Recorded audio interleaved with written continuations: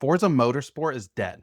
The real one, the original, the game this entire franchise is named after, the serious one with the laser scan tracks and the people who care way too much about tire temperature. Microsoft put it down last summer, quietly, no funeral, and the spinoff, the dumb little arcade brother whose whole personality is launching a Lamborghini off a cliff into a lake for no reason, that one just dropped its sixth game. It's set in Japan and it's one of the highest rated games of 2026. The kid brother didn't win the fight, he ate the family. So I ranked them, all of them. Every Forza ever made, the Legends, the Corpses, the two mobile games you completely forgot were real, and the new one that has the entire internet pretending they've always loved racing games. Worst to best, and somewhere on this list is a game you are physically incapable of buying right now, even if you walked up to Microsoft holding a fistful of cash. We'll get there, counting down. First, the junk drawer, the Forza games that don't get a real number because they barely qualify as Forza games. Forza Street, mobile. It was a tap to race thing where you didn't steer, you tapped the screen to speed up and slow down, and the car handled the corners for you. A racing game where the racing was a suggestion. Launched in 2018, nobody played it. Servers off in 2021. 2 years, gone. Forza Customs, also mobile, also somehow still alive. It's a match 3 puzzle game. It's Candy Crush. They built Candy Crush, glued a car to the side of it, and let you restore vehicles by matching 3 little gems in a row. It exists, it is the thing you play in a waiting room while feeling absolutely nothing. And Forza Motorsport 6, Apex, a free stripped down PC sampler from 2016. 12 cars, 6 tracks, a demo wearing a trench coat pretending to be a full game. Not counting it, so okay, let's jump into the actual list. Number 14, the worst Forza game that is somehow also a genuinely good driving game. Forza Motorsport, the 2023 one, no number, they dropped the number, which should have been the first red flag because nothing says confidence like refusing to admit it's the 8th one. Here's what they did. You know, in every racing game you buy a car, then you upgrade the car. Turn 10 decided that was too simple, so they bolted an RPG leveling system onto individual cars. You had to drive each car enough to level it up before the game would let you buy the good parts for it. Want a better turbo? Go grind laps in that one specific Honda until it hits car level whatever. It's a racing game with a battle pass for your hatchback, and before each race, mandatory practice laps. Can't skip them. The game makes you do homework before it lets you play. Cool. Critics handed it an 84. On Steam, the players left it mostly negative. That gap right there is the entire story. Then in July of last year, Microsoft walked into Turn 10 and laid off about half the studio. The people who made the actual Forza Motorsport got gutted and shoved into a support role, building the engine for the other team. It's not last because the cars drive badly, they drive beautifully. It's last because it's the game that got the founders of this franchise fired. Number 13, the original Forza Motorsport 2005, first Xbox. This is the one that walked up to Gran Turismo, which at the time was the only racing sim that mattered, and quietly said, I'd like a turn, and it was good. For 2005, real damage, real tuning, a paint editor people built actual side businesses on. It's also from 2005, so playing it today is like driving in oven mitts. Respect the ancestor though. Wouldn't want to be buried in it. Number 12, Forza Motorsport 2. More cars, sharper physics. First one on the 360. It's the difficult second album that's just the first album again, slightly louder. Perfectly fine. Nobody's getting it tattooed on their ribs. Let's move on. Number 11, and now we hit the first crime. Forza Motorsport 5, Xbox One launch title 2013. Looked gorgeous, also shipped with around 200 cars after the previous game had 500, so they cut more than half the garage and charged you full price for the privilege. Then the microtransactions. Cars cost in-game credits, credits trickled in slowly, and there just happened to be a button to buy tokens with real money to skip the grind they built. A racing game quietly engineered so the fun sat on the far side of a paywall or a wall of repetition. They invented the modern problem in 2013 and we all just let them. Number 10, Forza Motorsport 6 cleaned a lot of that up. More cars, rain you could actually feel, proper night racing, the Ford GT on the cover looking like it should be hanging in a museum. It's the good middle child. It did everything right and absolutely nobody remembers a single second of it.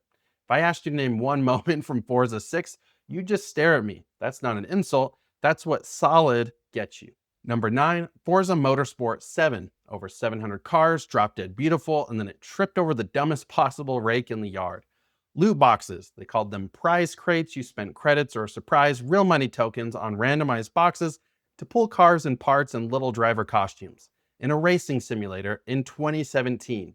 The exact year the whole industry was getting dragged in front of actual governments over gambling mechanisms aimed at children.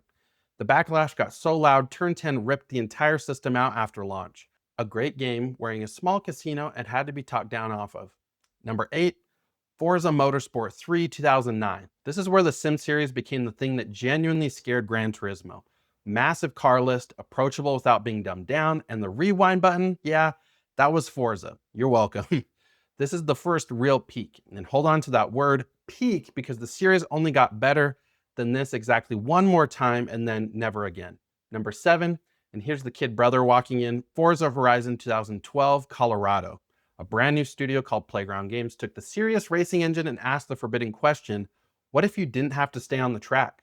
What if there's a music festival and you can just drive into a field? Everyone assumed it'd be a throwaway, a spin-off. It was a soft-spoken, weirdly relaxing open-world racer that ran entirely on vibes, and it planted a flag nobody understood was about to take over the whole house. Number 6, Forza Horizon 2.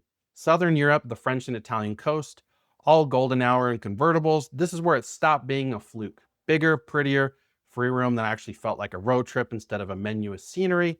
The little brother started lifting. Number 5, Forza Motorsport 4 2011. The best the Serious Sim series ever got.